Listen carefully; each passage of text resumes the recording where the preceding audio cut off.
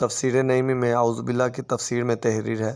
اعوذ باللہ کے فضائل و فوائد۔ پہلی فضیلت، تقریباً تمام انبیاء اور اولیاء نے مختلف عبارتوں سے اعوذ باللہ پڑھی ہے۔ چنانچہ حضرت نوح علیہ السلام نے عرض کیا، انی اعوذ بک ان اسألک ما لیس لی بہ علم۔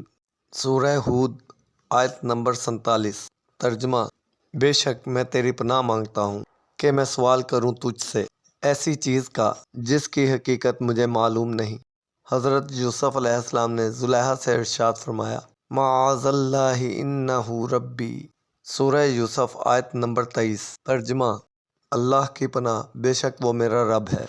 اور حضرت یوسف علیہ السلام نے اپنے بھائیوں سے فرمایا، معاذ اللہ ان نأخذ الا ما وجدنا متاعنا عنده انا اذا لظالمون۔ سورہ یوسف آیت نمبر 79۔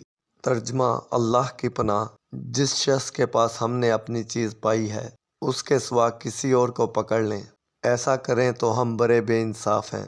حضرت موسیٰ علیہ السلام نے اپنی قوم سے فرمایا، اعوذ باللہ ان اکون من الجاہلین۔ سورہ بقرہ آیت نمبر 67۔ ترجمہ، اللہ کی پناہ مانگتا ہوں اس سے کہ میں جاہلوں میں سے ہو جاؤں۔ اور فرمایا، انی عذت بربی وربکم ان ترجمون۔ سورہ دخان آیت نمبر 20۔ ترجمہ، بے شک میں پناہ لے چکا اپنے رب کی اور تمہارے رب کی کہ تم سنگسار کرو مجھے۔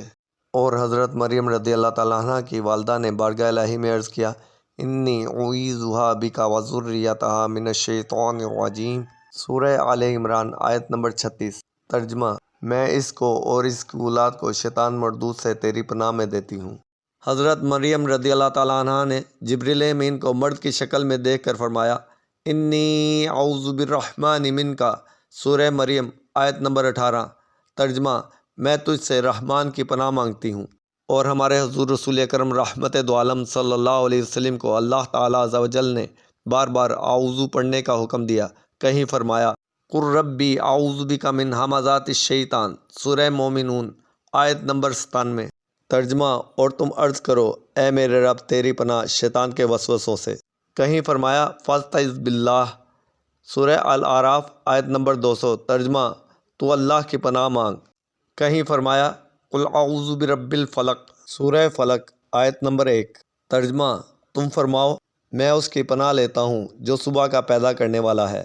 اور کہیں فرمایا، قل اعوذ برب الناس۔ سورہ ناس آیت نمبر 1۔ ترجمہ، اور تم فرماؤ میں اس کی پناہ میں آیا جو لوگوں کا رب ہے، وغیرہ وغیرہ۔ ان آیتوں سے معلوم ہوا کہ انبیاء کرام نے ہر مصیبت کے موقع پر اعوذ باللہ پڑھی ہے۔